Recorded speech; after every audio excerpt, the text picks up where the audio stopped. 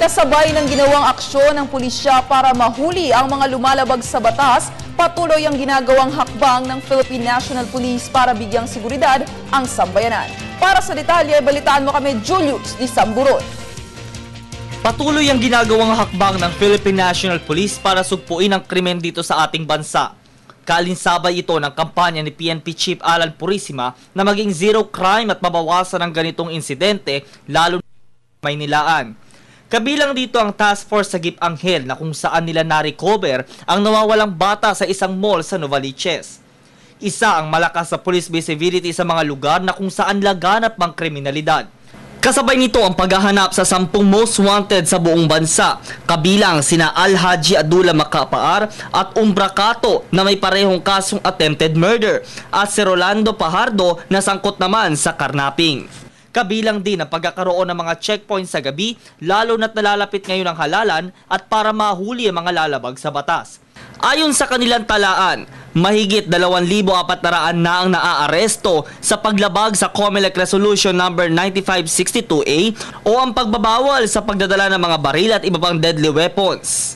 Sa Quezon City Police District na lamang, walang patid ang pagbibigay seguridad ng pulisya sa kanilang nasasakupan. Ayon kay QCPD Director Police Senior Superintendent Richard Albano, iniisa-isa na nila ang paghuli sa mga pinaghahanap ng wanted sa batas. Nagmalaki din niya ang patuloy na pagbaba ng mga insidente ng kriminalidad sa syudad. Nito lang ay naaresto ang 7 notorious hold-upper na humold up sa isang pampasaherong bus sa EDSA Quezon Avenue. Dito'y agad niyang iniharap sa mga media ang hinihinalang miyembro ng Ormoc Group.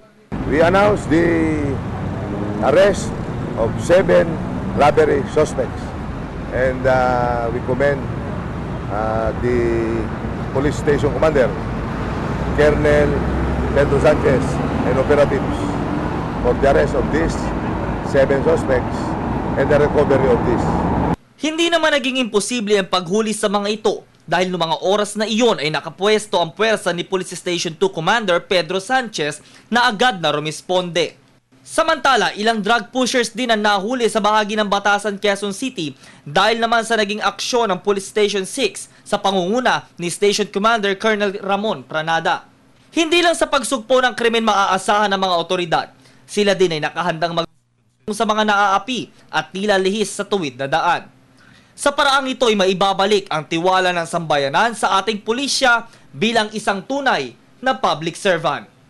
Para sa Telebisyon ng Bayan, Julius Di Samburon.